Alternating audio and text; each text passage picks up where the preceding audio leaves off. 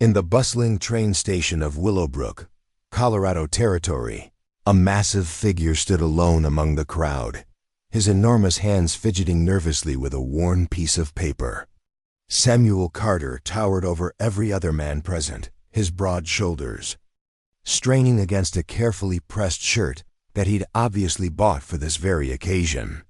Before we jump back in, tell us where you're tuning in from, and if this story touches you, make sure you're subscribed, because tomorrow I've saved something extra special for you.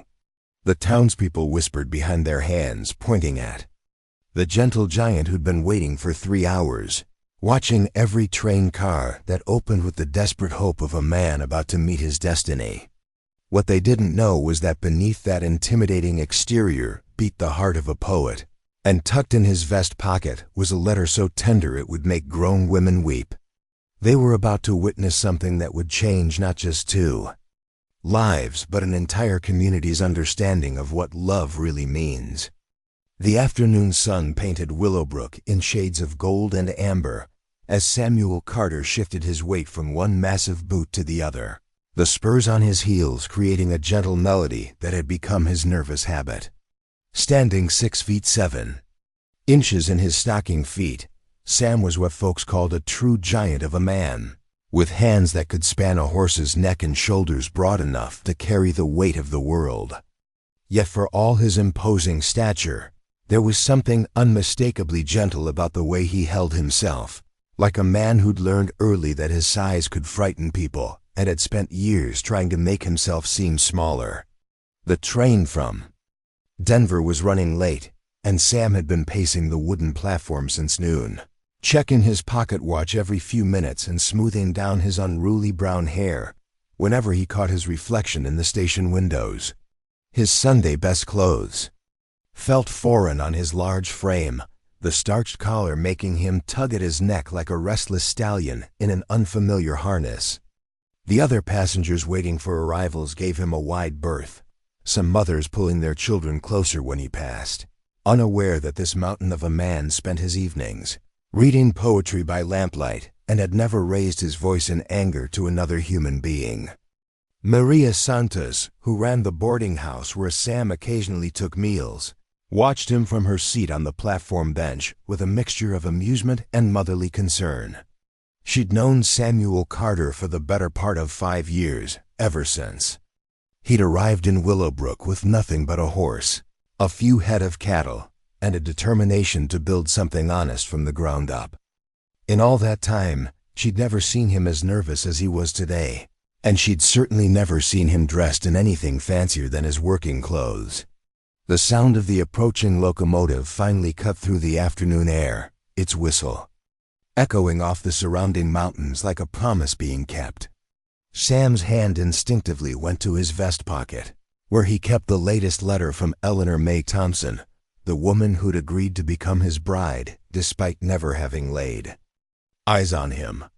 Their correspondence had begun 6 months ago when Sam, lonely beyond measure and tired of eating beans alone by his fireplace, had finally answered one of those mail-order bride advertisements that appeared in the back pages of the Denver newspapers.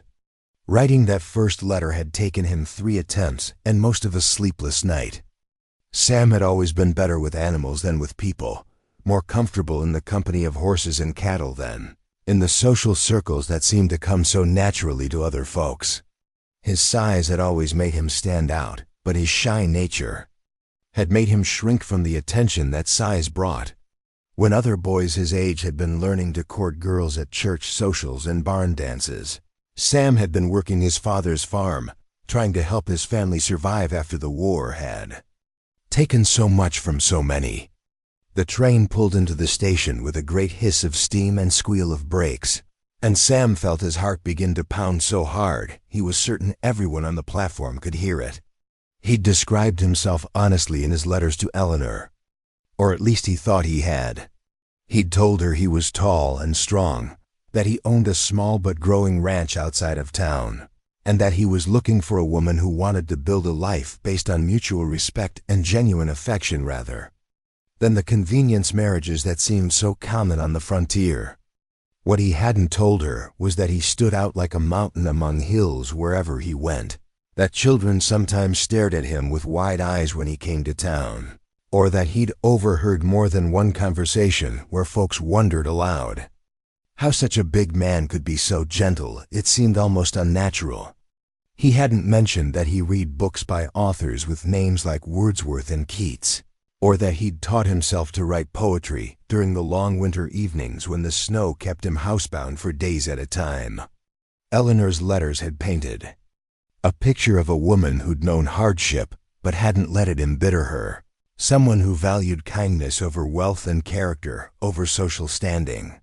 She'd written about her love of music and books, about her desire to teach children someday, and about her belief that two people could build something beautiful together if they were willing to work at it with honest hearts. Her handwriting was elegant but not pretentious, and she had a way of expressing herself that made Sam feel like she was sitting right there in his kitchen, sharing her thoughts over a cup of coffee. The passengers began disembarking, and Sam scanned each face with growing anxiety. He'd sent Eleanor a photograph that made him look somewhat smaller than he actually was, taken at an angle that minimized his true height, and he'd described himself as tall and sturdy rather than giving her the full truth of his massive proportions.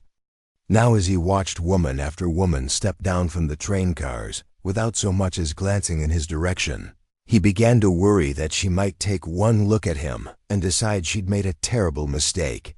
Tommy Rodriguez, the unstable boy who helped Sam with his horses whenever he came to town, appeared at his elbow like a shadow.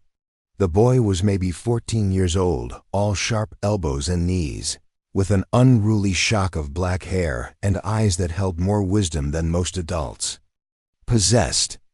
Tommy had attached himself to Sam shortly after the big man's arrival in Willowbrook, drawn by Sam's gentle way with animals and his willingness to answer the boy's endless questions about ranching and life in general. "She like you just fine, Mr. Carter," Tommy said quietly, somehow understanding exactly what was troubling his large friend. "Any woman with sense can see you're good people, and the letters you showed me proved she's got plenty of sense."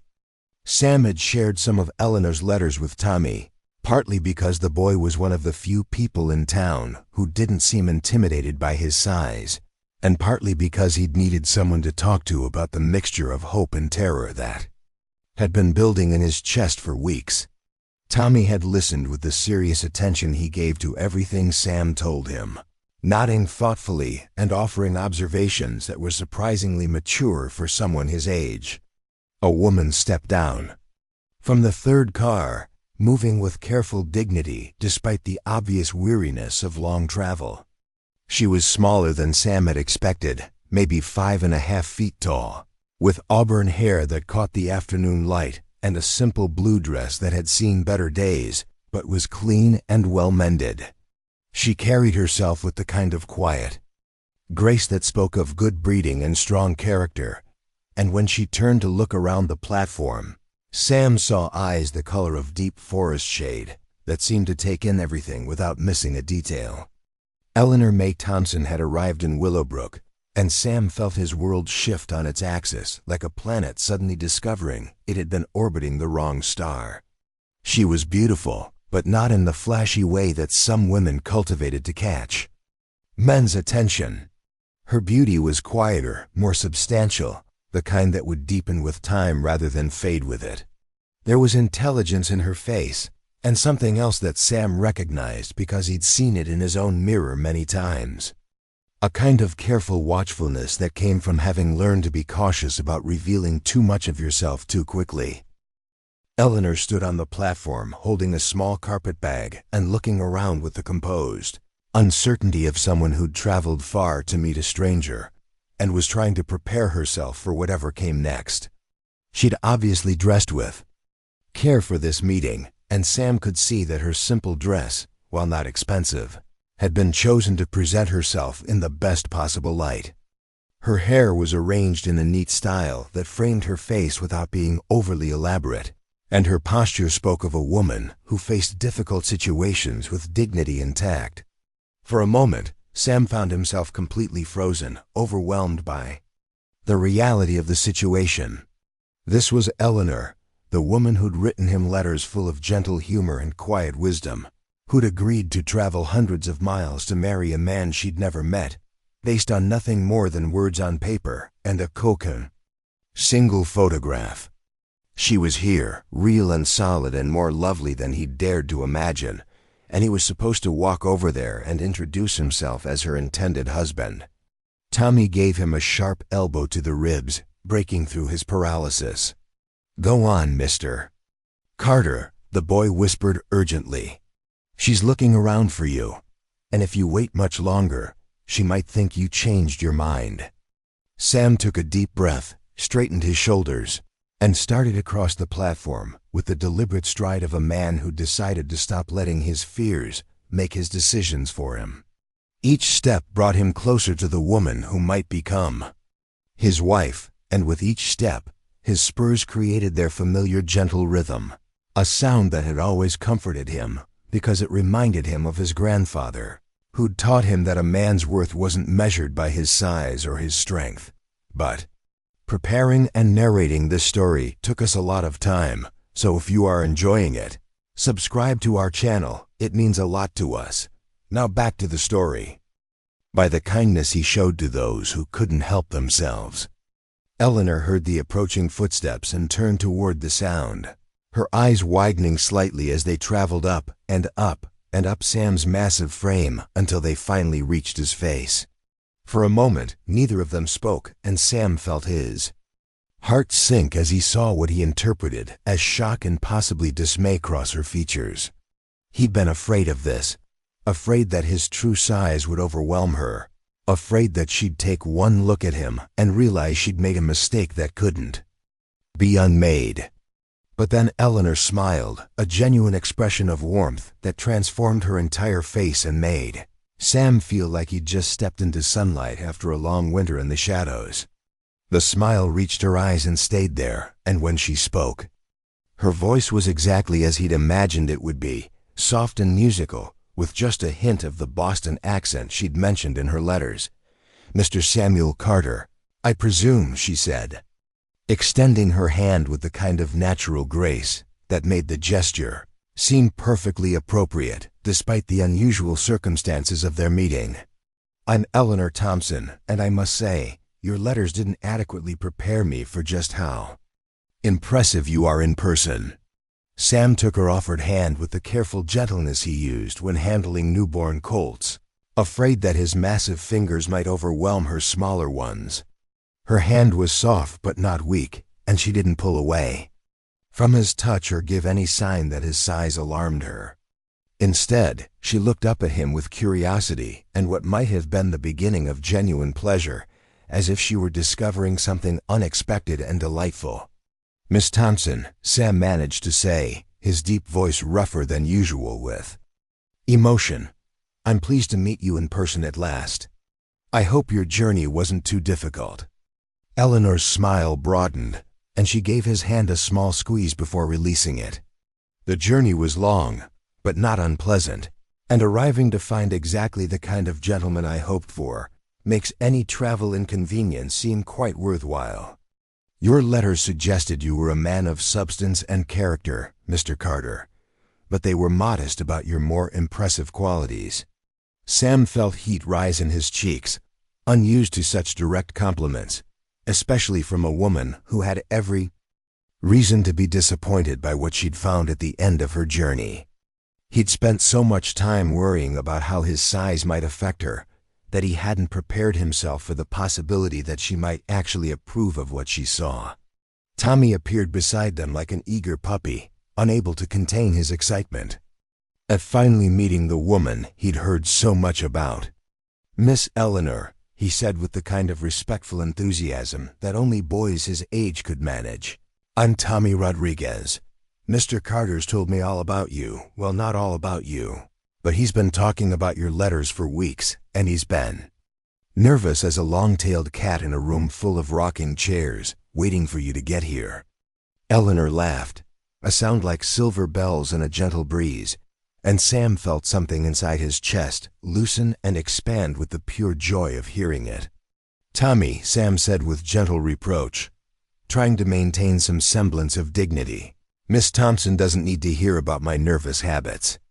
"On the contrary," Eleanor said, looking from Tommy to Sam with obvious amusement, "I find it rather reassuring to know that you were nervous too. I've been worrying for 3 days that you might take one look at me and decide I wasn't what you'd expected." The idea that this beautiful, gracious woman might have been worried about disappointing him struck Sam as so absurd that he found his tongue loosening for the first time since she'd stepped off the train. "Miss Thompson," he said with complete sincerity, "if I lived to be 100 years old, I don't think I could be disappointed by anything about you. You're exactly what I hoped for and more than I deserved." Maria Santos chose that moment to approach. Their little group, her matronly figure radiating the kind of warm authority that made everyone feel like they were about to be properly taken care of. "Samuel Carter," she said with mock sternness, "are you planning to keep this poor girl standing on the train platform all afternoon? Or are you going to remember your manners and see that she has a chance to rest and refresh herself after her long journey?" Sam felt his face redden again, realizing that in his overwhelming relief and growing enchantment with Eleanor, he'd completely forgotten about practical matters like luggage and accommodations. "Miss Thompson," he said, stumbling slightly over his words, "I've arranged for you to stay at Mrs. Santos's boarding house until we have a chance to get to know each other better and make proper arrangements." Eleanor nodded approvingly, and Sam caught a flash of something that might have been relief in her eyes. "I think that sounds very sensible, Mr. Carter. I was hoping we might have an opportunity to spend some time in conversation before making any permanent decisions." Mrs. Santos bustled forward and took charge of the situation with the efficiency of a woman who'd been managing other people's lives for decades. "Come along, dear," she said to Eleanor, linking their arms in a gesture that somehow managed to be both friendly and protective. "Let's get you settled and fed, and then perhaps this evening you and Samuel can take a proper walk around town so you can see what you've gotten yourself into."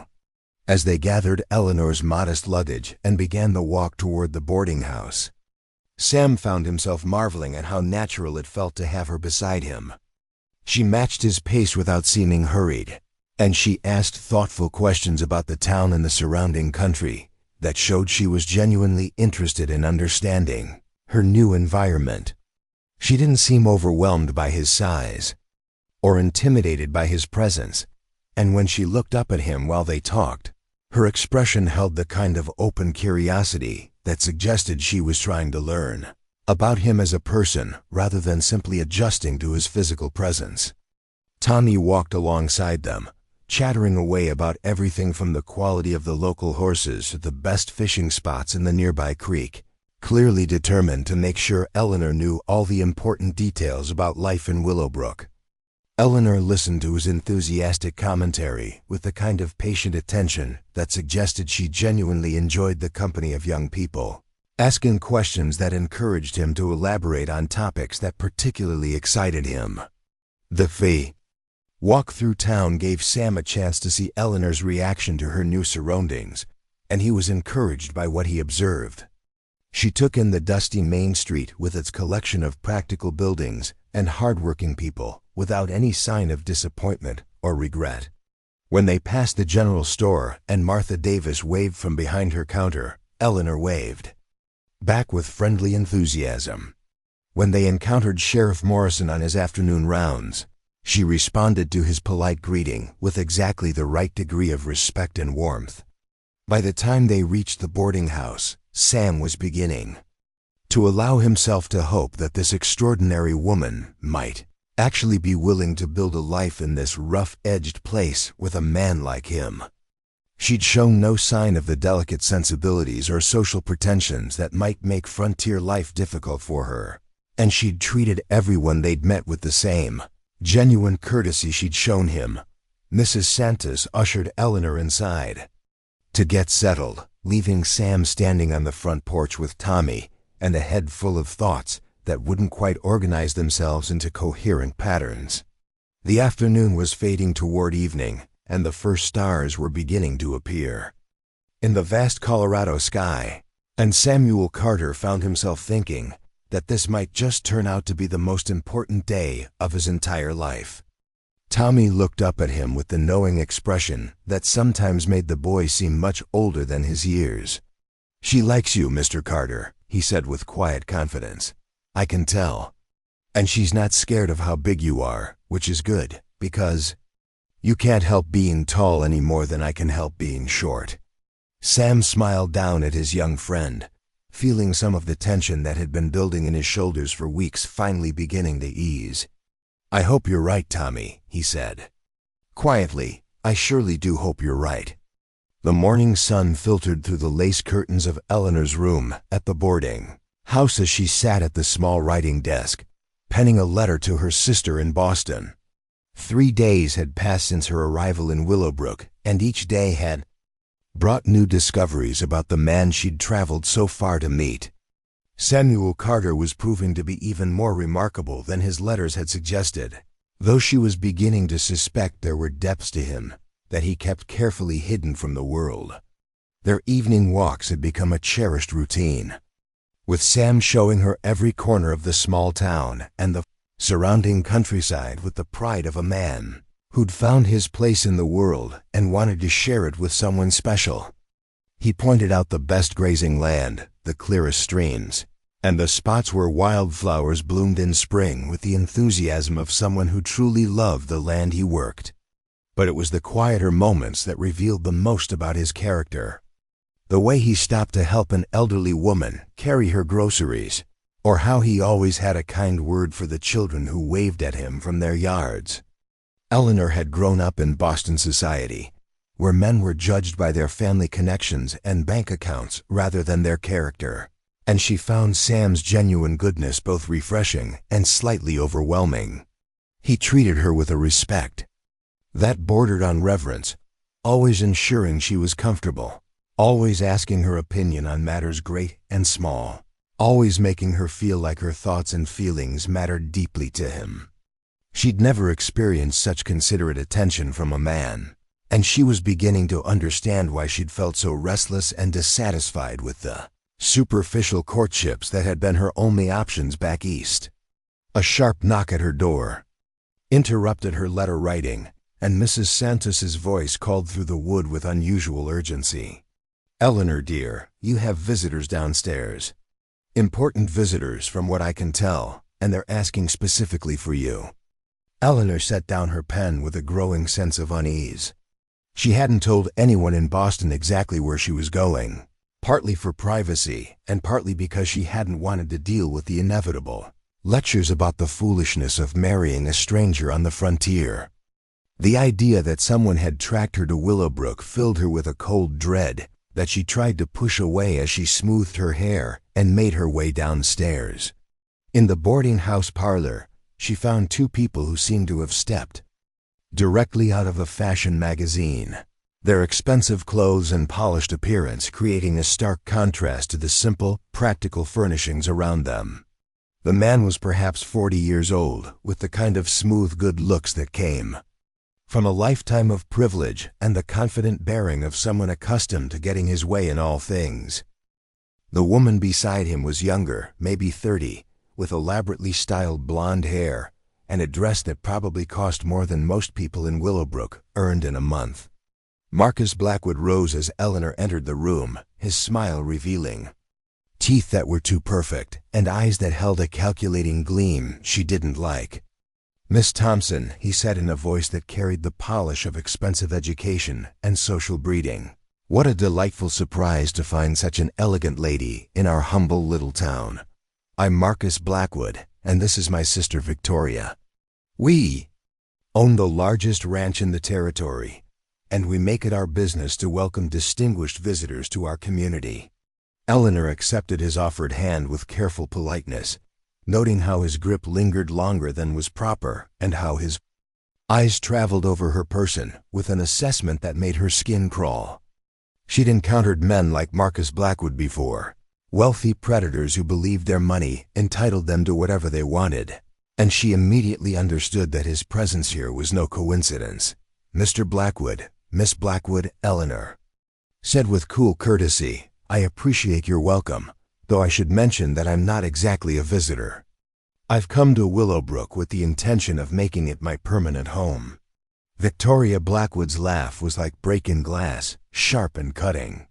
"Oh, my dear," she said with condescending sweetness, "surely you don't mean to tell us you're seriously considering marrying that enormous Carter fellow? I mean, he's adequate enough for heavy labor, I suppose, but hardly the sort of man a refined lady like yourself should consider as a husband." Eleanor felt her spine stiffen at the casual cruelty in Victoria's voice, and she had to resist the urge to respond with the kind of sharp retort that would have been perfectly acceptable in Boston society but might cause problems in a small town where she was still establishing her place. "Mr. Carter has been nothing but kind and respectful to me," she said with careful control, "and I find him to be a gentleman in every sense of the word." Marcus moved closer, his smile becoming more predatory. "Miss Thompson, surely a woman of your obvious intelligence and breeding can see that you're wasting yourself on a common rancher. A lady like you deserves so much more than a life of drudgery on a small homestead. You deserve comfort, culture, the finer things in life that only a man of substantial means can provide." The implication in his words was clear, and Eleanor felt her temper beginning to rise despite her efforts to remain composed. "I'm afraid I don't understand your meaning, Mr. Blackwood," she said with icy politeness, though she understood perfectly well what he was suggesting. Victoria stepped forward with the kind of false sympathy that wealthy women used when they wanted to appear charitable while delivering an insult. "What my brother is trying to say, dear, is that we'd hate to see you make a mistake that would ruin your life. Samuel Carter may seem charming in his simple way, but he's completely unsuitable for a woman of your background. He has no social standing, no real wealth, and frankly, his size makes him something of a local curiosity rather than a respected member of society." Eleanor found herself thinking of Sam's gentle hands as he'd helped her down from the wagon yesterday. The way his eyes lit up when he talked about his plans for expanding his ranch, the quiet intelligence she'd glimpsed in their conversations about books and current events. The contrast between the man she was coming to know and the crude caricature the Blackwoods were painting made her realize just how much these people underestimated him. "I find your assessment of Mr. Carter to be both inaccurate and unkind," Eleanor said with quiet firmness. "He's shown me nothing but courtesy and consideration, and I've found our conversations to be both enlightening and enjoyable. I'm sorry if you've come here expecting to change my mind about my engagement, but I'm afraid you'll be disappointed." Marcus's smile faltered slightly, revealing a flash of the cold calculation beneath his polished exterior. "Miss Thompson, perhaps you don't fully understand the situation here in Willowbrook. The Blackwood family has significant influence in this territory, and we've worked hard to maintain certain standards in our community. We have interests that extend far beyond our ranch, and we take a personal interest in ensuring that the right sort of people are welcomed and supported here." The threat in his words was subtle but unmistakable, and Eleanor felt a chill that had nothing to do with the morning air. "Are you suggesting that I wouldn't be welcomed here if I chose to marry Mr. Carter?" she asked with deceptive calm. Victoria laughed again, the sound even more unpleasant than before. "Oh, darling, you misunderstand us completely. We're simply trying to help you see that there are better options available. Marcus is one of the most eligible bachelors in the territory, and he's expressed a particular interest in making your acquaintance. Surely a sensible woman would want to explore all her possibilities before making such a permanent decision." The audacity of their assumption that she could be bought with the promise of wealth and social status left Eleanor momentarily speechless. She'd fled Boston partly to escape exactly this kind of calculated courtship, where marriages were business arrangements disguised as romance, and women were expected to be grateful for any offer that provided financial security regardless of personal compatibility. Through the parlor window, she caught sight of Sam walking down the main street with Tommy beside him, the boy talking animatedly while the big man listened with patient attention. Even at a distance, she could see the gentle consideration in Sam's posture as he adjusted his stride to match Tommy's shorter legs, and she was struck by the contrast between his unconscious kindness and the Blackwood's calculated charm.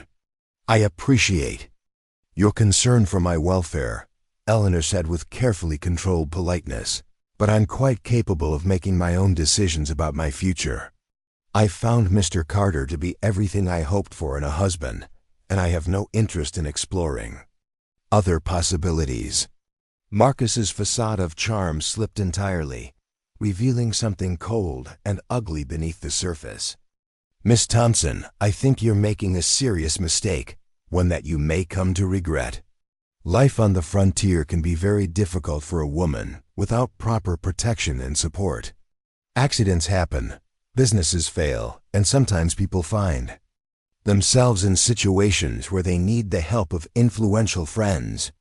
The naked threat in his words made Eleanor's blood run cold, but it also strengthened her resolve.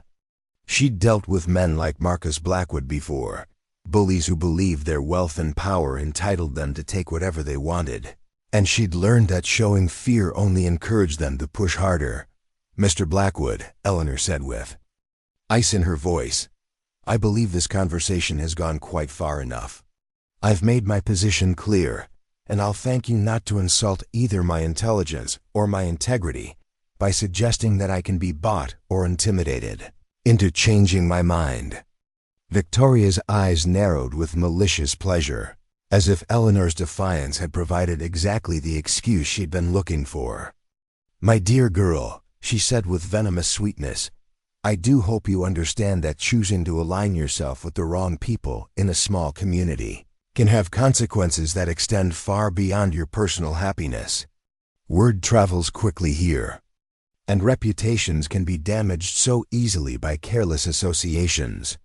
Eleanor stood up with dignified finality, her Boston upbringing finally proving useful as she drew on years of training in how to dismiss unwelcome visitors with cutting politeness.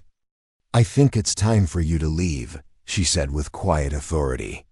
"I have no interest in continuing this conversation, and I believe you've said quite enough to reveal your true characters." Marcus rose as well, his face darkening with anger at being so definitively rejected. "This isn't over, Miss Thompson," he said with barely controlled fury. "You'll discover soon enough that crossing the Blackwood family was a mistake you'll regret for the rest of your life." After they left in a flurry of expensive fabric and barely concealed threats, Eleanor sank back into her chair with shaking hands. She'd known that choosing to marry Sam might bring challenges, but she hadn't anticipated that their happiness might face active opposition from people with the power to make their lives difficult. The Blackwoods clearly commanded significant influence in the territory, and their visit had made it obvious that they viewed Sam as beneath their notice and her as a prize to be claimed, rather than a person with the right to make her own choices. Mrs. Santos appeared in the doorway with a cup of tea and the kind of knowing expression that suggested she'd overheard at least part of the conversation. "Don't let them frighten you, dear," she said with quiet firmness as she set the cup on the table beside Eleanor's chair. "The Blackwoods have been throwing their weight around this territory for years, but they're not as powerful as they like people to believe. Samuel Carter is worth 10 of Marcus Blackwood, and anyone with eyes can see it." Eleanor accepted the tea gratefully, using the warm cup to steady her trembling hands.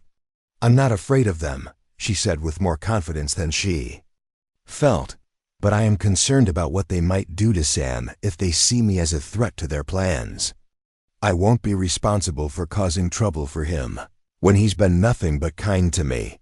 Mrs. Santa sat down across from her with the comfortable familiarity of a woman who'd appointed herself as Eleanor's protector and advisor.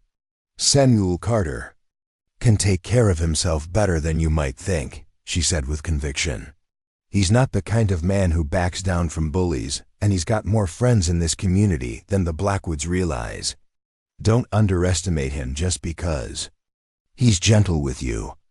Eleanor spent the rest of the morning thinking about the Blackwoods' visit and what it might mean for her future with Sam. She'd come to Willowbrook hoping to escape the suffocating expectations of Boston society, only to discover that wealth and power created the same problems whether you were in a mansion on Beacon Hill or a ranch in the Colorado Territory. The difference was that here, she had a choice about which side she wanted to be on, and she was beginning to understand that choosing Sam meant choosing to stand against everything the Blackwoods represented. When Sam arrived for their usual afternoon walk, Eleanor could see immediately that news of the Blackwoods' visit had already reached him. His jaw was set with a determination she hadn't seen before, and there was something in his eyes that suggested the gentle giant might not be quite as mild as he appeared when the people he cared about were threatened. "Eleanor," he said without preamble, "I heard about your visitors this morning. I want you to know that whatever they said to you, whatever threats they made, you don't have to worry about them.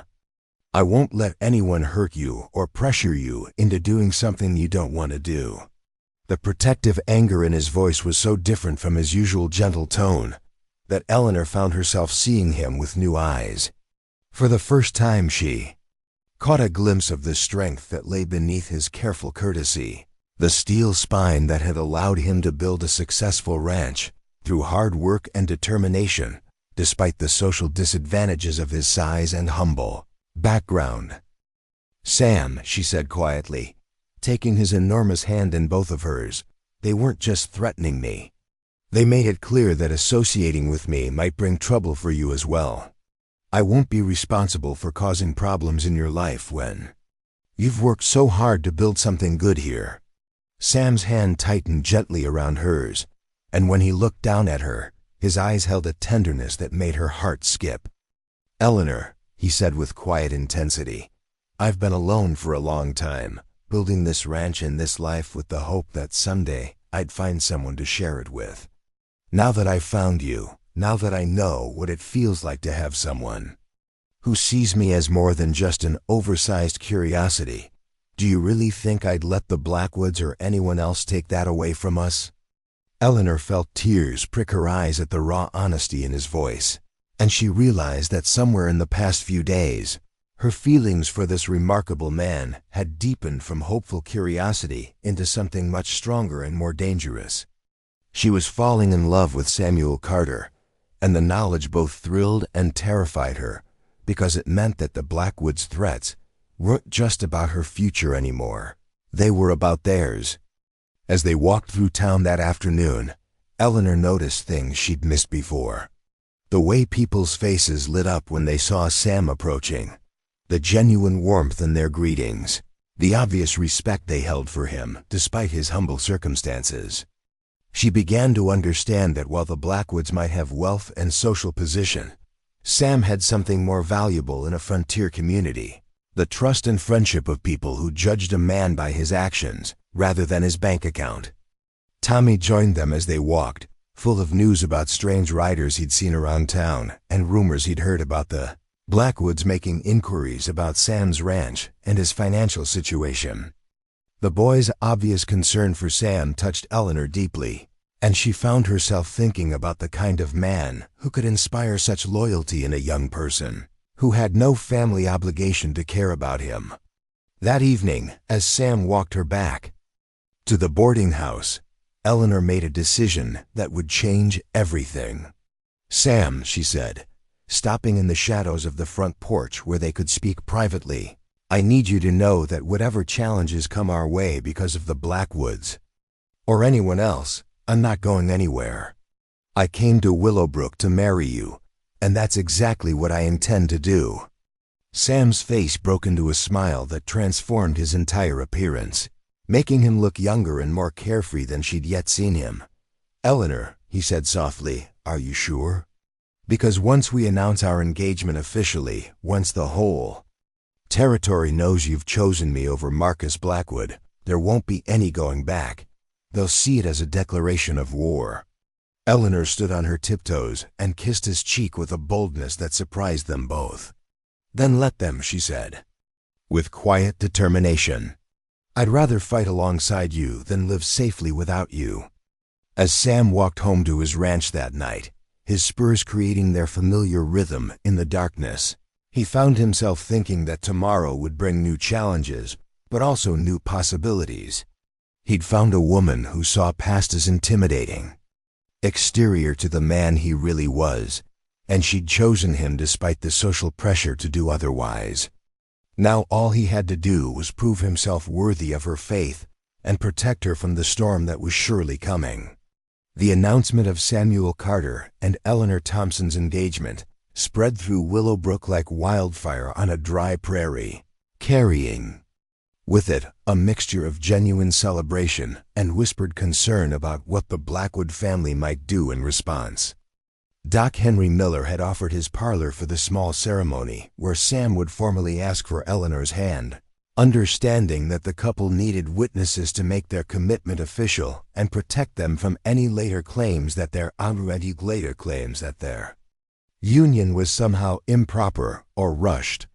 Jenny Walsh, the town's seamstress, had taken it upon herself to ensure Eleanor had a proper dress for the occasion, working through 2 nights to alter one of her own finest gowns to fit Eleanor's smaller frame. The emerald green silk brought out the color of Eleanor's eyes and complemented her auburn hair in a way that made her look like a princess from one of the fairy tales Tommy liked to hear during their evening walks around town. Sam stood in front of Doc Miller's mirror, struggling with a necktie that seemed determined to defeat him despite his usual dexterity with ropes and leather goods. His hands, so steady when working with horses or handling his tools, trembled slightly as he tried to master the unfamiliar task of formal dress. Doc Miller watched with amused patience, finally stepping in to help when it became clear that Sam's nerves were getting the better of his coordination. You'd think a man who can rope a steer at full gallop would be able to manage a simple necktie, Doc said with gentle humor as he adjusted the knot with practiced efficiency. But I suppose proposing marriage is a different kind of challenge than anything you've faced on the range. Sam managed a nervous laugh, running his large hands through his freshly combed hair and immediately regretting it when he realized he'd probably messed up the careful styling that Mrs. Santos had insisted upon. Doc, he said quietly, what if I'm making a mistake? What if Eleanor deserves better than a life with someone like me? She's educated, refined, used to comforts and society that I can't provide. Maybe the Blackwoods are right. Maybe she'd be happier with someone who can give her the things she's accustomed to. Doc Miller had known Sam for 5 years, ever since the young man had brought an injured horse to him for treatment and stayed up all night helping to nurse the animal back to health. He'd watched Sam build his ranch through backbreaking work and careful planning, seen him help neighbors in times of trouble without ever expecting anything in return, and witnessed the quiet kindness that Sam showed to everyone from the most prominent citizens to the poorest children in town. Samuel Carter, Doc said with the authority of a man who delivered half the babies in the territory and buried their grandparents. I've lived in this community for 30 years, and I've never seen a man with a better heart or stronger character than you possess. Eleanor Thompson is a remarkable woman, but she's not blind or foolish. She's chosen you because she recognizes something special, something the Blackwoods and their kind will never understand because they measure worth by the wrong standards. Across town, Eleanor was having her own moment of doubt as she stood in her room at the boarding house, staring at her reflection in the small mirror above the washstand. The dress Jenny had altered fit perfectly, and Mrs. Santos had helped arrange her hair in an elegant style that made her look more sophisticated than she'd felt since leaving Boston. But beneath the surface confidence, she was battling a storm of uncertainty about the choice she was making and its potential consequences. A soft knock at her door interrupted her thoughts, and Mrs. Santos entered with a cup of tea and the maternal smile that had become Eleanor's anchor in this new world. "You look beautiful, dear," she said with genuine warmth, "but I can see the worry in your eyes. Are you having second thoughts about this engagement? Eleanor accepted the tea gratefully, using the warm cup to steady her hands much as she had after. The Blackwood's threatening visit. It's not Samuel I'm worried about, she said quietly. He's everything I could have hoped for in a husband, kind and gentle and strong in all the ways that matter. But I keep thinking about what this choice might cost him. The Blackwoods have made it clear they see our engagement as a personal insult, and I'm afraid my presence here might bring trouble that he doesn't deserve. Mrs. Santos sat down on the bed beside Eleanor with the comfortable familiarity of a woman who'd taken countless young brides under her wing over the years. Let me tell you something about Samuel Carter that you might not have figured out yet, she said with quiet conviction. That man looks gentle, and he is gentle with those who deserve gentleness. But there's steel in him, forged by years of hard work and harder choices. He's not the kind of man who backs down from a fight when something important is at stake, and you're the most important thing that's ever happened to him.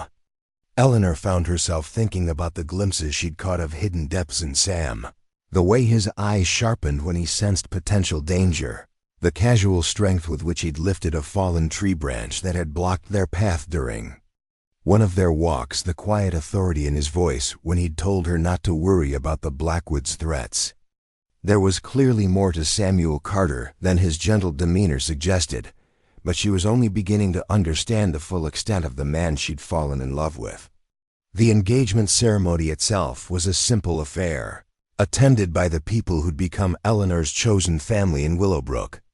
Doc Miller served as the official witness, while Mrs. Santos, Jenny Walsh, Tommy Rodriguez, and Sheriff Morrison gathered in the parlor to watch Sam formally ask Eleanor to become his wife.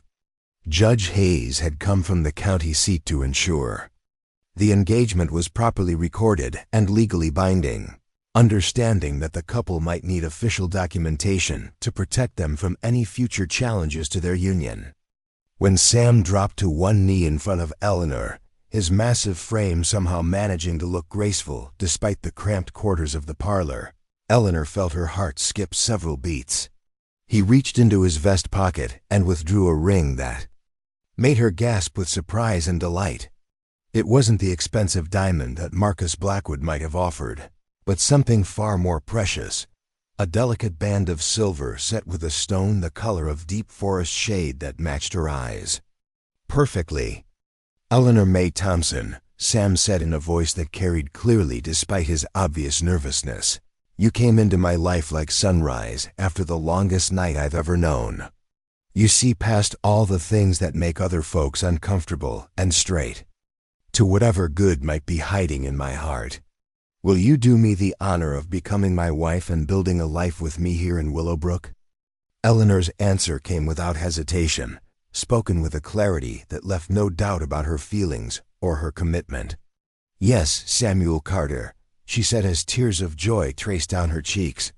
I will marry you, and I will count myself the luckiest woman in the territory to do so.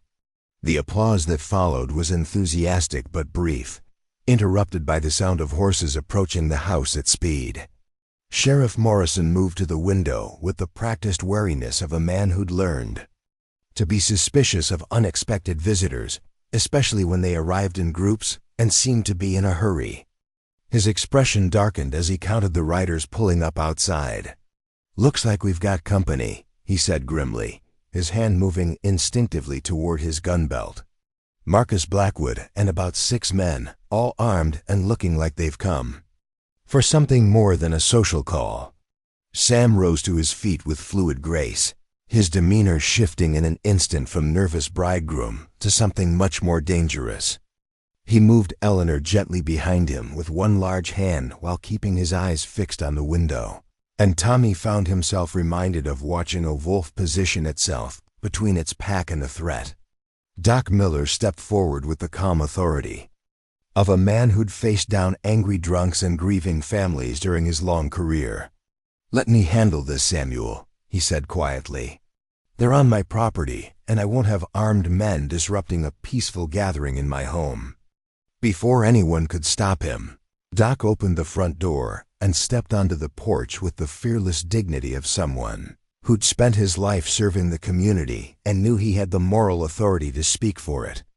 "Marcus Blackwood," he called, out in a voice that carried clearly to the mounted men, "you and your friends are not welcome here. This is a private gathering, and you're trespassing on my property." Marcus urged his horse closer to the porch, his face flushed with alcohol and anger in equal measure. "We're not here for you, Doc," he said with barely controlled fury. "We're here for that oversized fool who thinks he can steal what belongs to better men. Miss Thompson made a mistake coming here, and we're going to give her a chance to correct it before she ruins her life completely."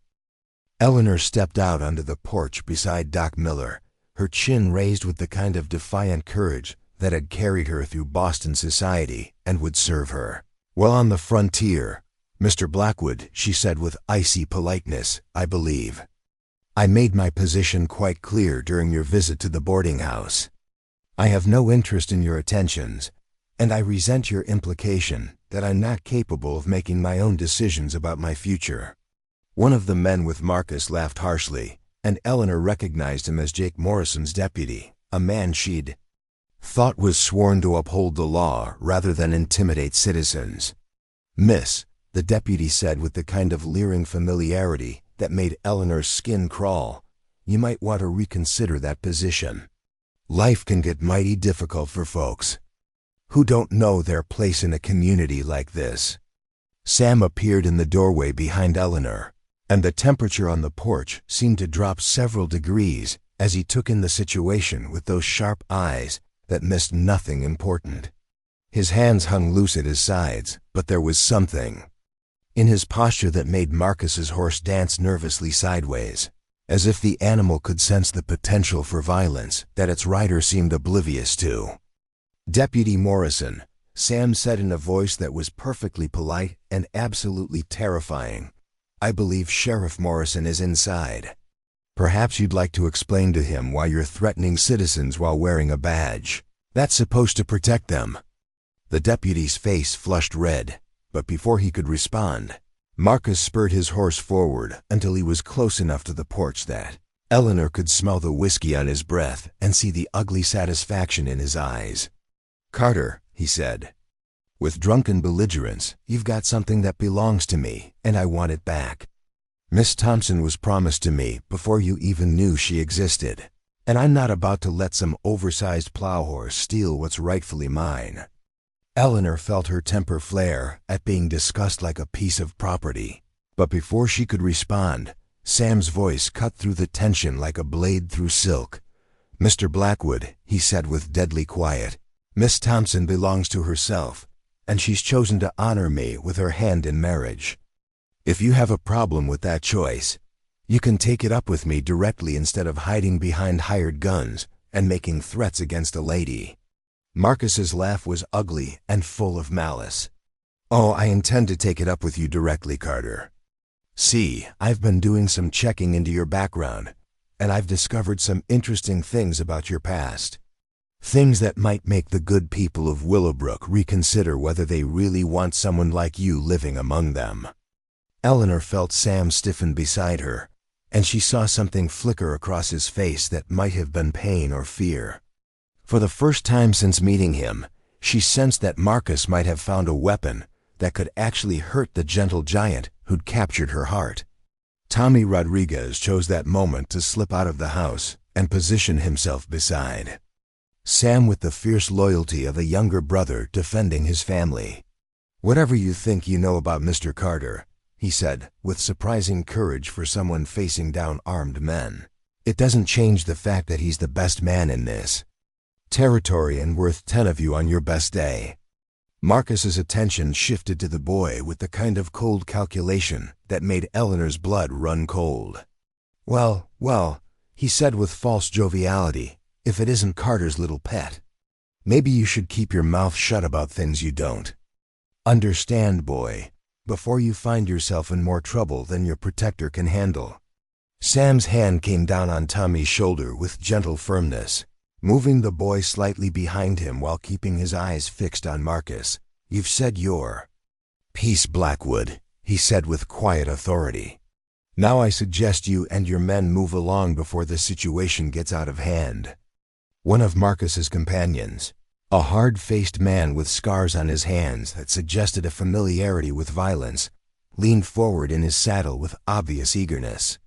Boss, he said loud enough for everyone to hear, maybe it's time to show these people what happens when they don't show proper respect to their betters. Sheriff Morrison appeared in the doorway at that moment, drawn by the increasingly hostile tone of the conversation. His presence should have diffused the situation, but Eleanor was shocked to see that he seemed more concerned about placating Marcus than protecting the citizens he'd sworn to serve. Now Marcus, Morrison said with the kind of nervous deference that revealed exactly where his loyalties lay, there's no need for this kind of confrontation. I'm sure we can work something out that satisfies everyone involved. Eleanor felt her heart sink as she realized that even the law in Willowbrook was compromised by the Blackwood family's influence. The sheriff who'd seemed so friendly and professional during their previous encounters was clearly more afraid of offending wealthy ranchers than he was committed to protecting ordinary citizens from intimidation and threats. Doc Miller stepped forward with the moral authority that came from a lifetime of service to the community. Sheriff Morrison, he said with quiet disapproval, these men are trespassing on my property and threatening my guests. I expect you to do your duty and ask them to leave immediately.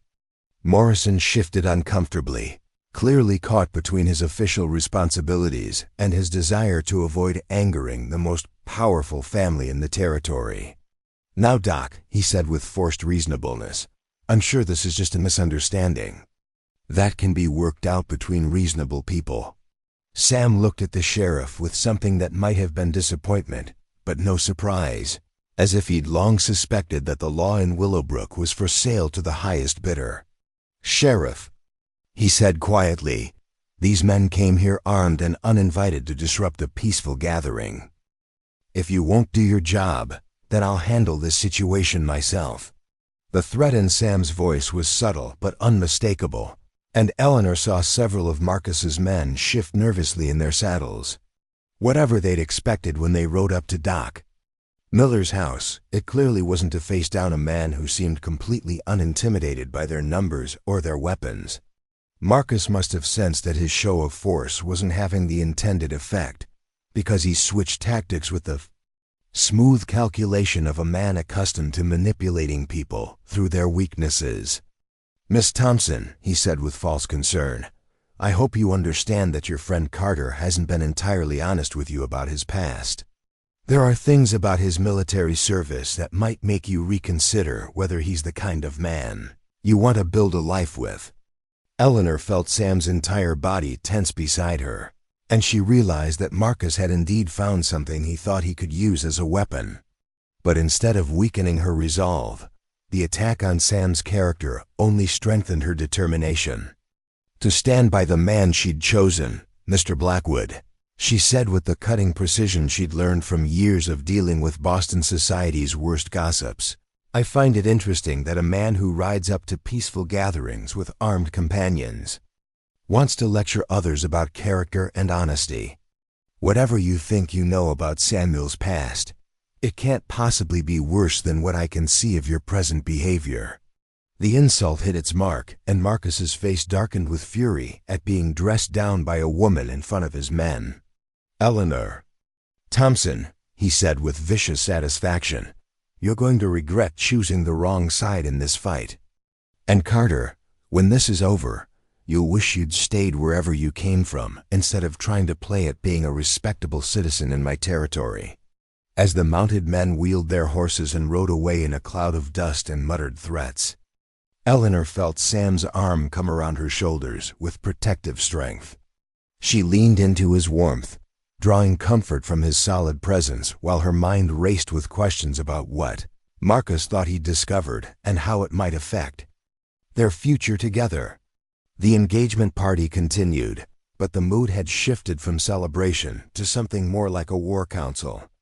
The community that had gathered to witness Sam and Eleanor's commitment to each other now found itself facing the reality that their choice had made them targets of the most powerful family in the territory. As the evening wore on and the guests gradually departed with promises of support and offers of help, Eleanor found herself alone with Sam on Doc Miller's front porch, watching the stars appear in the vast Colorado sky. The silence between them was comfortable, but weighted with unspoken questions and concerns about what tomorrow might bring. "Sam," Eleanor said quietly, "whatever Marcus thinks he knows about your past, it doesn't change how I feel about you or my decision to marry you. We all have things in our history that we'd rather leave buried, and I trust you to tell me anything I need to know when you're ready." Sam's arm tightened around her, and when he spoke, his voice carried a pain that made her heart ache for him. "Eleanor," he said softly, "there are things about my time in the cavalry, things I did during the Indian Wars, that I'm not proud of.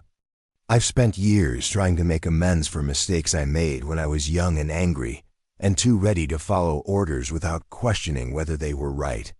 Eleanor turned in his arms to look up at his face, seeing the shadows that grief and regret had carved around his eyes. "Whatever you did," she said with quiet conviction, "you're not that man anymore. The Samuel Carter I know is gentle and kind and incapable of deliberate cruelty. That's the man I'm marrying, not whoever you might have been before you learned to be better." Sam looked down at her with an expression of wonder and gratitude that made her chest tight with emotion. He'd clearly expected her to be horrified by whatever secrets Marcus had uncovered, and her acceptance seemed to lift a weight from his shoulders that he'd been carrying for years. As they made their way back to the boarding house through the quiet streets of Willowbrook, Eleanor found herself thinking that tomorrow would bring new challenges and probably new threats from the Blackwood family. But tonight, walking through the darkness with Sam's strong hand in hers and his ring on her finger, she felt ready to face whatever storms might come. She'd chosen her side in this fight, and she intended to stand by that choice no matter what the cost might be. The morning light cast long shadows across Willowbrook as Samuel Carter made his way to the general store for supplies, his usual easy stride replaced by the careful alertness of a man who knew trouble was brewing. Word had reached him through Tommy that Marcus Blackwood had been busy since their confrontation at Doc Miller's house, sending telegrams to contacts in Denver and beyond, clearly investigating Sam's military record with the determination of a man convinced he'd found the perfect weapon to destroy his rival. Martha Davis looked up from her inventory ledger as Sam entered the store, her weathered face creased with concern. "Samuel," she said quietly, glancing around to make sure no other customers were within earshot, "I think you should know that Marcus Blackwood was in here yesterday asking questions about you. Wanted to know how long you'd been in town, where you came from, whether anyone knew about your time in the cavalry." Sam nodded grimly, unsurprised by the news, but grateful for Martha's warning. He'd been expecting something like this ever since Marcus had made his veiled threats about Sam's past, and he'd spent sleepless nights wondering how much damage the truth might do to his life in Willowbrook and, more importantly, to Eleanor's reputation and safety. "Martha," he said softly, loading sacks of flour and beans into his wagon with methodical precision, "if folks start hearing stories about things I did during the war, I want you to know that whatever you hear, I'm not proud of it. I was young and angry, and I followed orders I should have questioned. But I've spent every day since then trying to be a better man than I was in those days." Martha Davis had lived through the Civil War and its aftermath, had seen good men broken by the violence they'd witnessed and participated in, and she understood better than most that the frontier was full of people trying to escape or atone for their pasts. "Samuel Carter," she said firmly, "I've watched you for 5 years, seen how you treat folks with kindness and respect, seen how you help neighbors without expecting anything in return. Whatever you did before you came here, the man you are now is worth defending." Her words meant more to Sam than she could know, but they couldn't ease the growing dread in his chest as he thought about Eleanor and how the revelation of his past might affect her. She'd shown remarkable courage in standing by him against the Blackwood's threats. But learning the full truth about his military service might test that loyalty beyond its limits. At the Thunderheart Ranch, Sam found his foreman Jake Sullivan, waiting with news that made his blood run cold. Jake was a grizzled veteran of cattle drives and range wars, a man who'd seen enough trouble to recognize it when it was heading his way, and his expression carried the gravity of someone bearing particularly bad news. "Boss," Jake said without preamble, "we've got problems. 3 of our best hands quit this morning, said they'd been offered better wages at the Blackwood spread. And that's not the worst of it. I rode the fence line yesterday and found 6 places where someone had cut the wire and driven our cattle onto Blackwood land. When I went to check with their foreman, he claimed the animals had wandered over on their own and said we could have them back for a fee to cover their feed and care." Sam absorbed this information with the grim recognition that Marcus was escalating his campaign beyond personal threats to economic warfare. Stealing cattle and poaching experienced ranch hands were serious attacks on Sam's livelihood, designed to weaken him financially while making it appear that his neighbors were losing confidence in his ability to run a successful operation. "Jake," Sam said quietly, "I want you to gather the boys and make sure everyone knows what's happening. No one rides alone anymore, and everyone stays armed. If the Blackwoods want to play these games, we'll be ready for them. But I won't have any of our people hurt because of my problems with Marcus."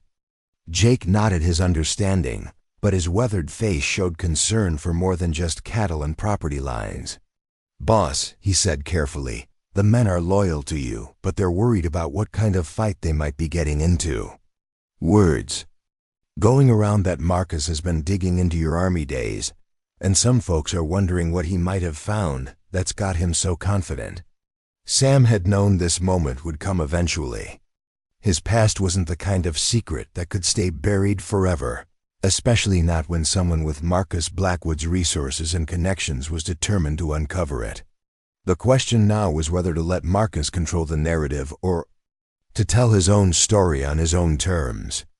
"I served with the 7th Cavalry under Colonel Custer," Sam said quietly, his voice carrying the weight of old pain and regret.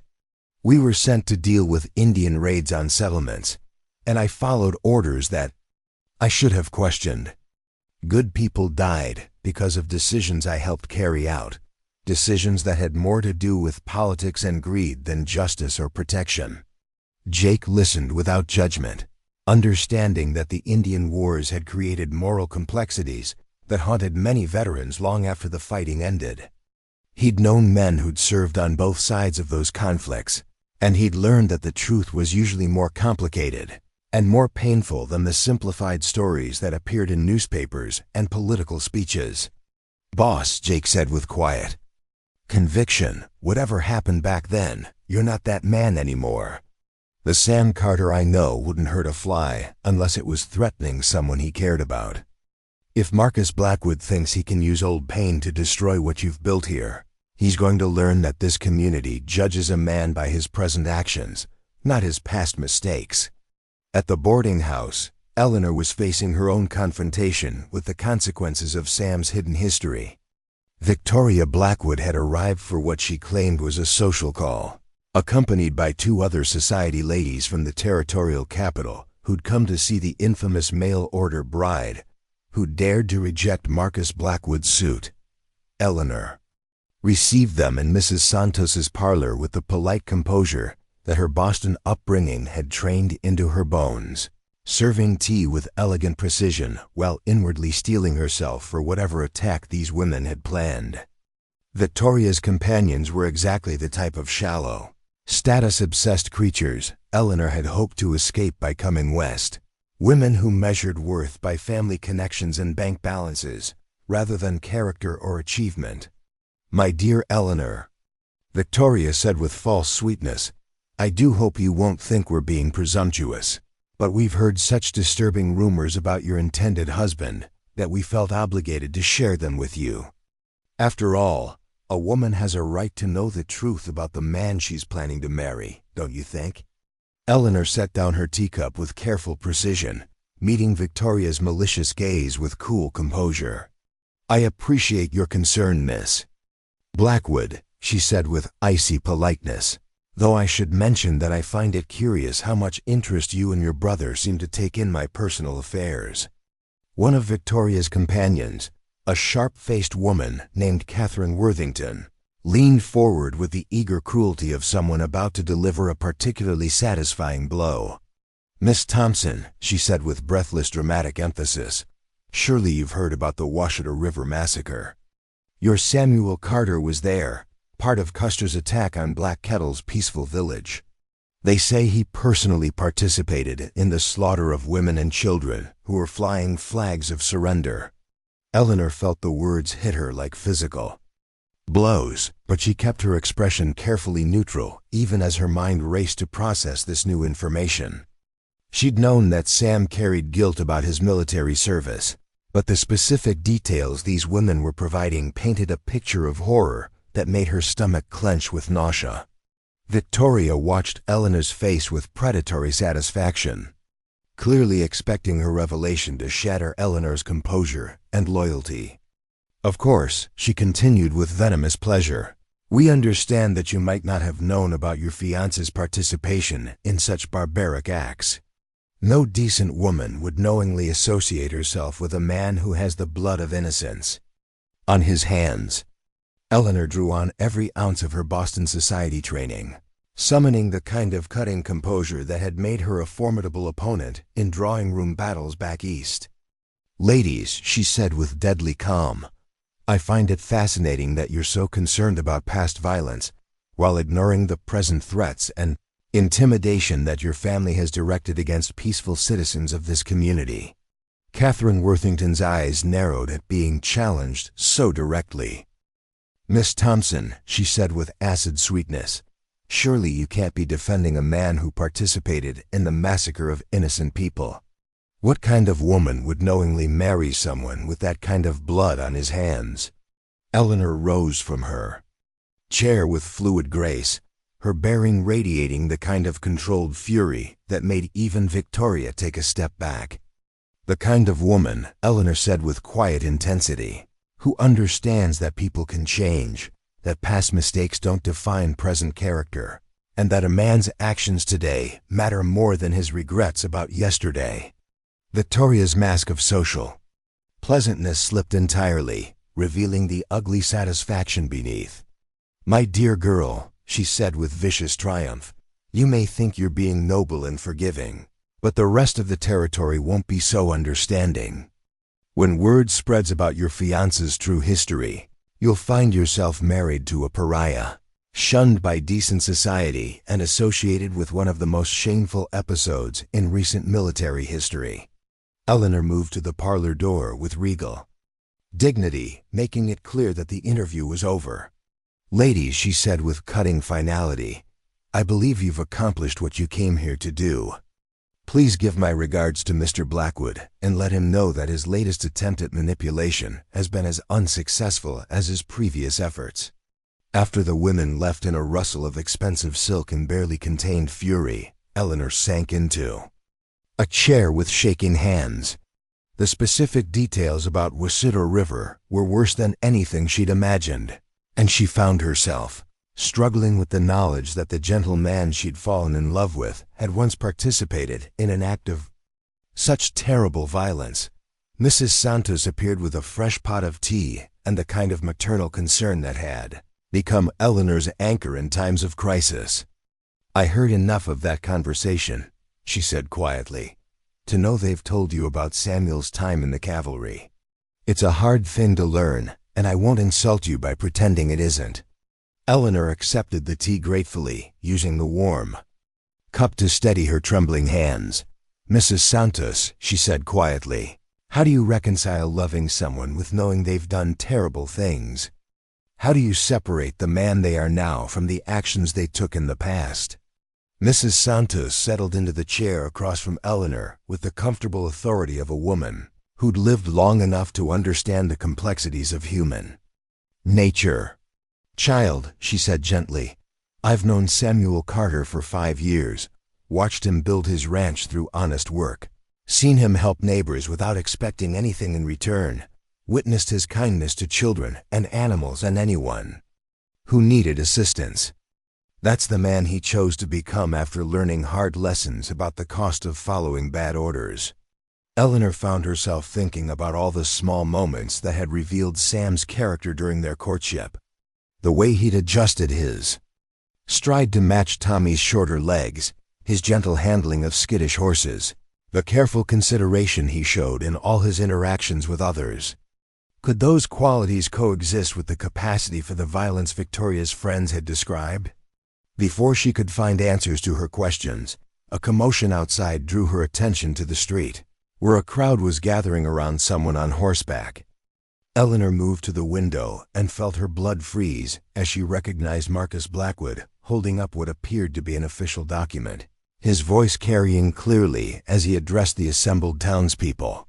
"Citizens of Willowbrook," Marcus was saying with theatrical authority, "I've received word from the Territorial Marshal's office that warrants have been issued for the arrest of Samuel Carter on charges related to his conduct during military service. It seems our peaceful community has been harboring a war criminal who participated in the massacre of innocent civilians."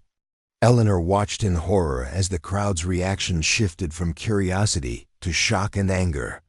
Some faces showed disbelief, but others reflected the kind of mob mentality that could turn dangerous very quickly when people felt they'd been deceived or threatened.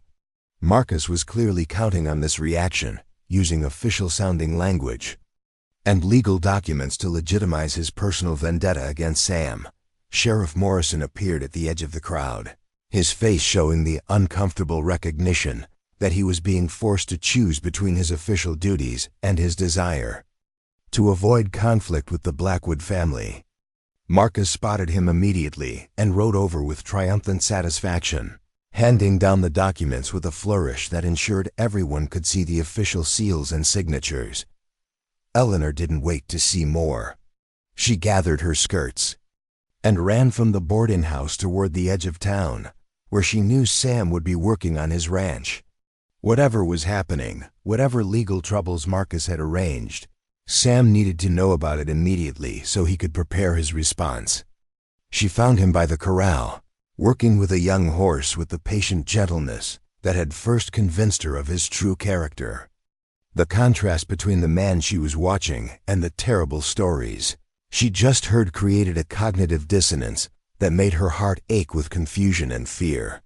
"Samuel," she called out, slightly breathless from her run, "Marcus is in town with what he claims are arrest warrants.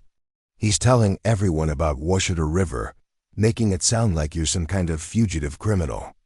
Sam's hands stilled on the horse's neck, and when he turned to face her, Eleanor saw a weariness in his eyes that spoke of a man who'd been expecting this moment for years.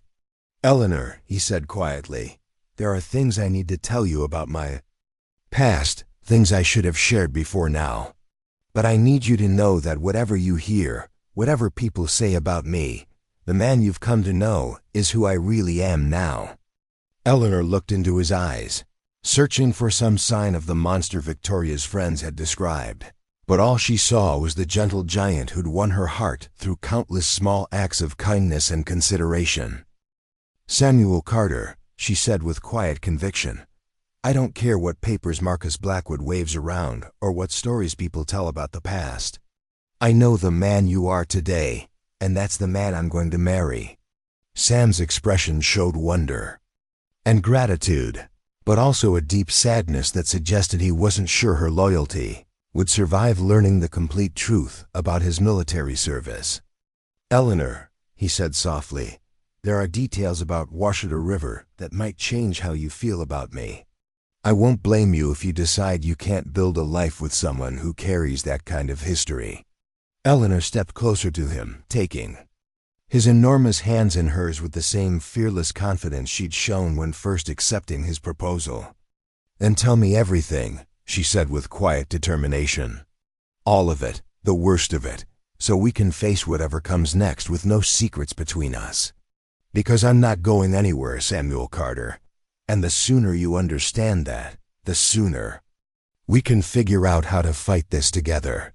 As the afternoon sun began to sink toward the mountains, casting long shadows across the Thunderheart Ranch, Sam began to tell Eleanor the complete truth about his past, his voice heavy with regret, but steady with the resolve of a man who'd finally decided to stop running from his history. Whatever consequences that truth might bring, they would face them together, bound by a love that had already proven stronger than social pressure, economic threats, and the weight of old sins seeking redemption. The truth came slowly, painfully, like drawing poison from an infected wound. Samuel Carter sat on the porch of his ranch house as the sun set behind the mountains, Eleanor beside him in the old rocking chair he'd made with his own hands, and told her everything about the winter, morning in 1868, when his life changed forever along the banks of the Washita River. He'd been 19 years old, barely more than a boy despite his massive size, following orders from officers who spoke of glory and duty while leading their men into situations that had nothing to do with either. The village of Chief Black Kettle had been flying American flags and white flags of peace, their occupants believing they were under the protection of federal treaties that promised safety for those who sought accommodation with the advancing white settlements. Eleanor listened without interruption as Sam described the confusion of that dawn attack, the way orders had been shouted in the chaos of battle, the terrible realization that they were firing on women and children who'd had no warning and no chance to escape. His voice broke as he told her about the moment he'd seen a young Cheyenne woman, barely older than Eleanor herself, trying to shield her baby from the cavalry's advance. "I could have stopped Eleanor," Sam said, his massive hands trembling as they had during those first days after her arrival. "I could have disobeyed the orders, could have refused to participate. But I was young and scared and convinced that following orders was the same thing as doing right. By the time I understood what we were really doing, it was too late to undo the damage." Eleanor reached for his hands, covering them with her smaller ones and feeling the tremor that had never entirely left him, the physical manifestation of a guilt that had shaped every day of his life since that terrible morning. "Tell me about after," she said quietly. "Tell me how you got from that place to this one." Sam's voice grew steadier as he described the months that followed Washita River, the way the horror of what he'd participated in had eaten away at his ability to function as a soldier. He'd started questioning orders, arguing with superior officers, placing himself between his unit and civilian populations whenever possible. Finally, after a confrontation with a colonel who'd wanted to repeat the Washita tactics on another peaceful village, Sam had been dishonorably discharged and sent home to face a country that had no use for soldiers who developed consciences.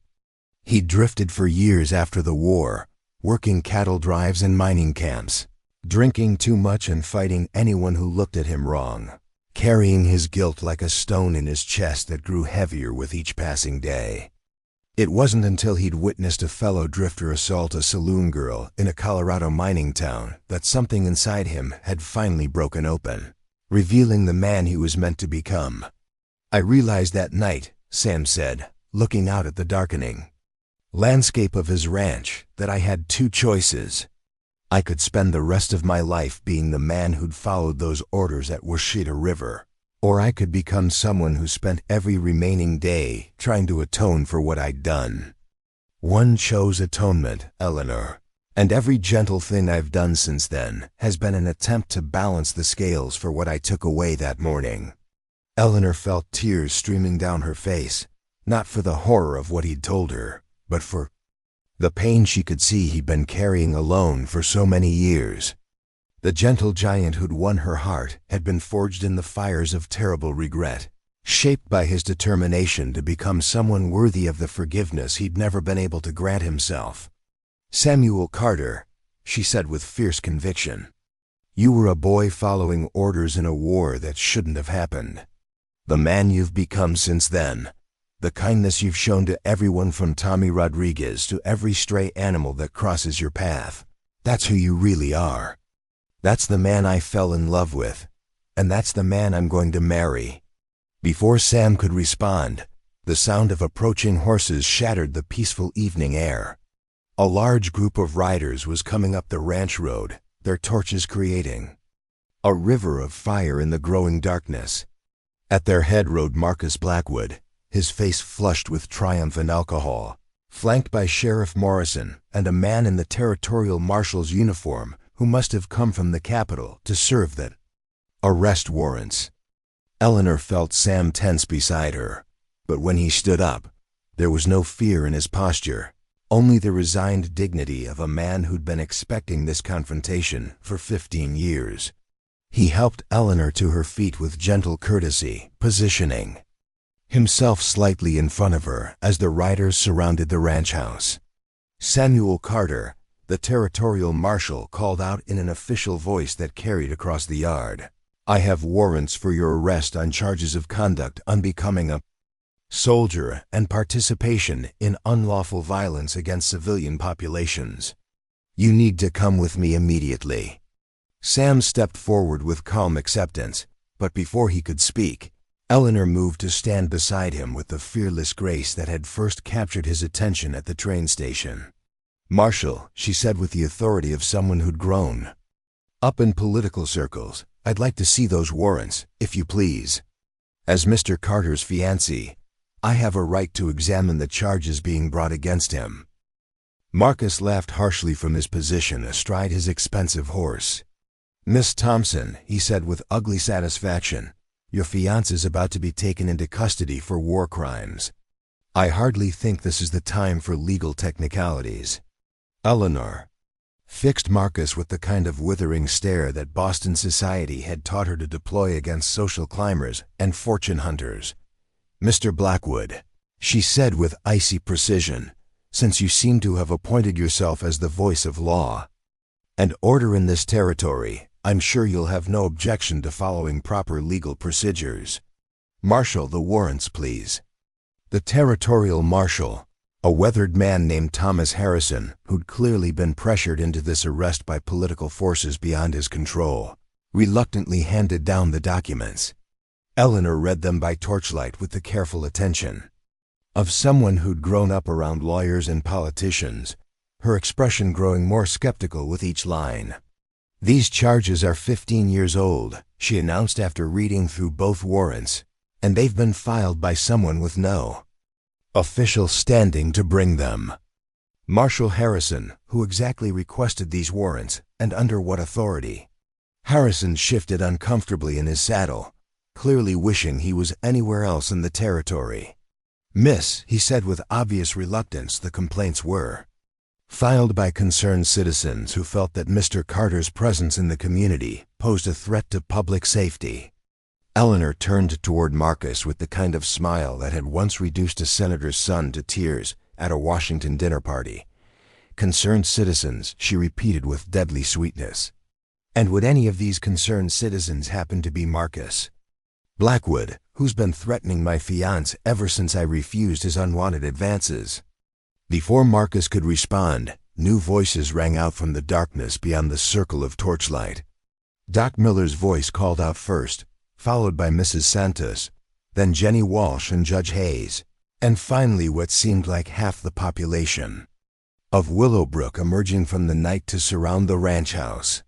"Marshal Harrison," Doc Miller said with the moral authority that came from a lifetime of service to the community, "I've known Samuel Carter for 5 years, and I can tell you that he's one of the finest men I've ever had the privilege to call a friend.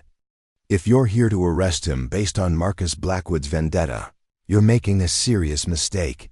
Mrs. Santos stepped forward with a Colt revolver in her weathered hands, and her voice carried the steel of a woman who'd faced down drunken cowboys and claimed jumpers for 30 years. "Marshal," she said with quiet determination, "Samuel Carter has been nothing but a blessing to this community. If you want to take him away based on lies and old grudges, you'll have to go through every decent person in Willowbrook to do it." Tommy Rodriguez appeared at Eleanor's elbow like a loyal shadow, his young face set with determination that made him look older than his years. "Mr. Carter saved my life when my horse threw me into Rocky Creek last winter," he announced to the Crowd. He pulled me out of the water and carried me 3 miles to Doc Miller's office, and he never asked for anything in return, except that I try to be a good person. If that's what war criminals do, then maybe the problem isn't with Mr. Carter.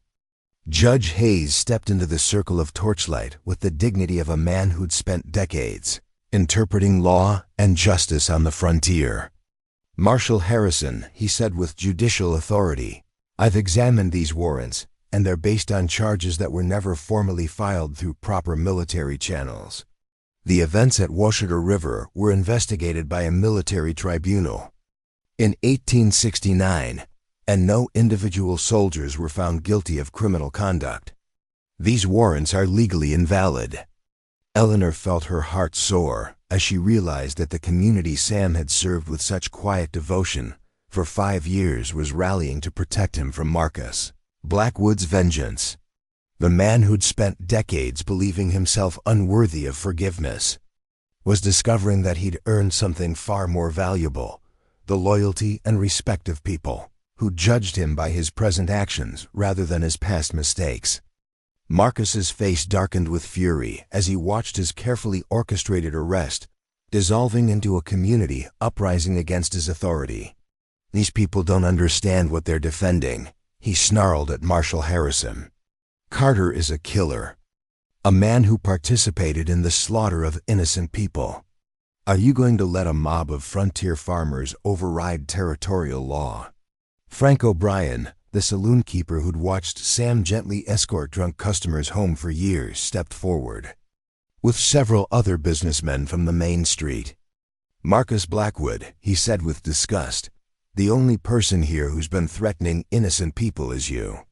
Samuel Carter has never raised his voice in anger, let alone his hand in violence, since the day he arrived in this territory. Martha Davis joined the circle of defenders, her store ledger in her hands as evidence of Sam's character. This man, she announced to the crowd, has extended credit to every family in this county that's fallen on hard times, and he's never once demanded payment from folks who couldn't afford it. He's helped build every barn and house that's gone up in the past 5 years, and he's done it without expecting anything in return except the chance to be part of a community that values decency over wealth. Eleanor watched in amazement as person after person stepped forward to testify to Sam's character, each story revealing another facet of the man she'd fallen in love with. The shy giant who'd been so nervous about meeting his mail-order bride had apparently spent years quietly building a network of friendships and obligations that Marcus Blackwood's money and influence couldn't overcome. Jake Sullivan, Sam's foreman, rode up at the head of a group of ranch hands, all armed and ready to defend their boss against whatever threat the night might bring. Boys, he called out to his crew, looks like some folks are confused about what kind of man we work for. Maybe it's time to set the record straight. One by one, Sam's employees testified to his fairness as a boss, his generosity in times of hardship, his willingness to risk his own safety to protect his workers from dangerous situations. The picture that emerged was of a man who'd spent every day since Washita River trying to prove himself worthy of the second chance life had given him. Marshal Harrison looked around at the crowd of armed and determined citizens, clearly realizing that attempting to arrest Sam would likely result in violence that would accomplish nothing except bloodshed. Marcus, he said with growing frustration, these people obviously don't believe your charges, and I'm starting to have serious doubts about the validity of these warrants myself. Marcus spurred his horse closer to the marshal, his voice low and threatening. Harrison, he said with cold fury, I've contributed significant money to your political campaigns, and I expect results for my investment. If you can't handle one oversized plow horse and a handful of dirt farmers, maybe it's time for the territory to find a new marshal. The naked corruption in Marcus's words hung in the air like smoke from a poorly maintained fire, and Eleanor saw several members of the crowd exchange disgusted glances. Even Sheriff Morrison seemed embarrassed by his patron's crude attempt to buy justice, though he was clearly too compromised to do anything about it. Eleanor stepped forward again, this time with the confidence of a woman who'd found her voice and her cause. "Marshal Harrison," she said clearly, "I think it's time for you to make a choice about what kind of lawman you want to be. You can be the kind who serves the highest bidder, or you can be the kind who serves justice, but you can't be both." Sam moved to stand beside Eleanor, his massive frame radiating the quiet dignity that had first convinced her of his true character. "Marshal," he said in his deep, gentle voice, "I won't resist arrest if you believe these charges are valid. I've spent 15 years trying to atone for my mistakes, and I won't add resisting lawful authority to my list of regrets. But I want it. Understood that every person here tonight has chosen to stand with me despite knowing the worst things I've ever done, and that means more to me than any legal vindication ever could." Eleanor felt her heart break and soar simultaneously at Sam's willingness to sacrifice himself to protect the community that had rallied to defend him. This was the man she'd fallen in love with, someone who would face imprisonment or worse rather than allow others to suffer for his sake. Tommy Rodriguez broke away from the crowd and ran to Sam's side, his young face fierce with loyalty. "Mr. Carter," he said with the passionate conviction that only children can muster, "you told me once that a man's worth isn't measured by his worst day, but by what he does with all the days that come after. You've had thousands of good days since that bad one, and that's what counts." The simple wisdom of Tommy's words seemed to crystallize something in the crowd's collective consciousness. Judge Hayes stepped forward with the authority of a man who'd spent decades weighing evidence and rendering verdicts. "Marshal Harrison," he said with finality, "I'm officially ruling these warrants invalid, based on jurisdictional issues and procedural irregularities. If the federal government wants to pursue charges against Mr. Carter, they can file proper papers through proper channels. Until then, this arrest is terminated." Marcus's face went white with rage, then flushed red as he realized his carefully planned revenge was collapsing around him. "You fools," he screamed at the crowd. "You're protecting the killer, a man who murdered children in their sleep. When the territorial government hears about this obstruction of justice, every one of you will pay the price for defying lawful authority." Doc Miller stepped forward with the calm that came from years of dealing with difficult patients and grieving families. "Marcus Blackwood," he said with quiet authority, "the only person here who's been threatening violence is you. Samuel Carter may have participated in something terrible 15 years ago, but he spent every day since then proving that he's learned from his mistakes. You, on the other hand, seem determined to destroy a good man out of petty jealousy and wounded pride." Eleanor moved to Sam's side and took his massive hand in hers, her engagement ring catching the torchlight as she raised their joined hands for everyone to see. "People of Willowbrook," she said with clear conviction, "I came here to marry Samuel Carter, and that's exactly what I intend to do. Tomorrow morning, if Pastor Mitchell is willing to perform the ceremony, I'd like to invite all of you to witness our wedding and celebrate the beginning of our life together." The crowd erupted in cheers and applause, the sound echoing off the mountains and filling the night air with joy and approval. Mrs. Santos called out an offer to provide the wedding feast. Jenny Walsh volunteered to finish Eleanor's wedding dress, and Tommy Rodriguez appointed himself official ring bearer with the enthusiasm that had made him everyone's favorite honorary little brother. Marshal Harrison, clearly recognizing a lost cause when he saw one, gathered his papers and prepared to leave.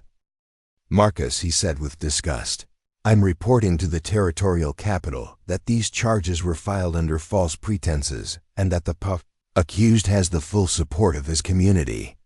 If you want to pursue this further, you'll have to find someone else to do it."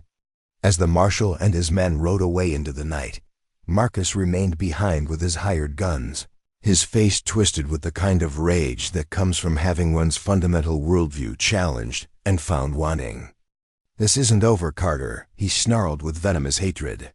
"I'll find a way to destroy you, even if I have to burn this whole territory to do it." Sam stepped forward with the kind of calm authority that Eleanor had glimpsed only occasionally during their courtship, his massive frame radiating controlled power as he faced down the man who tried to destroy his life. "Marcus Blackwood," he said with quiet intensity, "you've spent weeks trying to convince people that I'm defined by the worst thing I ever did. But you've shown everyone here tonight who you really are, and that's something you'll have to live with for the rest of your life." Eleanor watched in fascination as Marcus's expensive clothes and polished appearance seemed to fall away, revealing the petty, vindictive man beneath the veneer of wealth and social position. For the first time since their confrontation had begun, Marcus seemed to realize that he'd lost something more important than just this particular battle. He'd exposed his true character to an entire community, and no amount of money or influence could undo that damage. Victoria Blackwood appeared at the edge of the torchlight, her face pale with the realization that her family's reputation had been irreparably damaged by her brother's obsessive vendetta. "Marcus," she said with urgent desperation, "we need to leave now, before this gets any worse." Marcus looked around at the faces surrounding him, seeing contempt and disgust where he'd once commanded respect through fear and financial pressure. Without another word, he wheeled his horse and galloped into the darkness, followed by his sister and the few remaining hired guns who'd realized that their employer's cause was both lost and morally bankrupt. As the last echoes of hoofbeats faded into the night, Eleanor found herself surrounded by the people who'd chosen to stand with Sam against wealth, power, and the weight of old accusations. These were her neighbors now, her chosen family, people who valued character over convenience and loyalty over social advantage. Sam pulled her into his arms with gentle strength, his deep voice rough with emotion as he spoke. "Eleanor May Thompson," he said softly, "I don't know what I did to deserve you, but I promise I'll spend the rest of my life trying to be worthy of the faith you've shown in me." Eleanor looked up into the face of the man she loved, seeing past the scars of old guilt to the gentle strength that had won her heart. "Samuel Carter," she replied with fierce joy, "you already are worthy. You've been worthy every day since you chose to become the man you are now instead of staying the man you used to be." Pastor Mitchell stepped forward from the crowd with a smile that suggested he'd been waiting for exactly this moment. "Well then," he said with warm authority, "since we're all here and Miss Thompson seems eager to make this official, why don't we have ourselves a wedding right now? I can't think of a better way to end an evening that's been all about the triumph of love over hate." The impromptu wedding ceremony that followed was unlike anything Eleanor could have imagined when she'd first stepped off the train in Willowbrook. Standing under the Colorado stars with Sam's enormous hands holding hers gently, surrounded by people who'd proven their friendship through their willingness to stand against injustice, she felt a happiness so complete it seemed to fill every corner of her heart. When Pastor Mitchell pronounced them husband and wife, Sam kissed her with a tenderness that made the watching crowd cheer and cry simultaneously. Tommy Rodriguez whooped with joy, Mrs. Santos wiped tears from her eyes with her apron, and Doc Miller declared it the finest wedding he'd ever attended. As the impromptu celebration continued around them, Eleanor and Sam stepped away from the crowd to stand together under the vast western sky, his spurs creating their familiar gentle melody as they swayed together in the darkness. The sound that had once made him nervous now seemed like music, a rhythm that would mark all the peaceful days they'd build together on the foundation of love, forgiveness, and second chances. "My spurs jingle," Sam whispered against her ear, "but my heart thunders for you, Eleanor Carter." Eleanor smiled up at her husband, feeling the rightness of her new name and the promise of all the tomorrows stretching ahead of them. "Then let it thunder, Samuel," she replied with joyful conviction. "Let it thunder for the rest of our lives." The stars wheeled overhead as the celebration continued, marking the beginning of a love story that would become part of Willowbrook's folklore, a testament to the power of choosing kindness over cruelty, forgiveness over vengeance, and love over fear. In the years to come, people would speak of the night when an entire community stood up to defend one man's right to redemption, and how love proved stronger than the weight of old sins seeking absolution. Up next, you've got two more standout stories right on your screen. If this one hit the mark, you won't want to pass these up. Just click and check them out.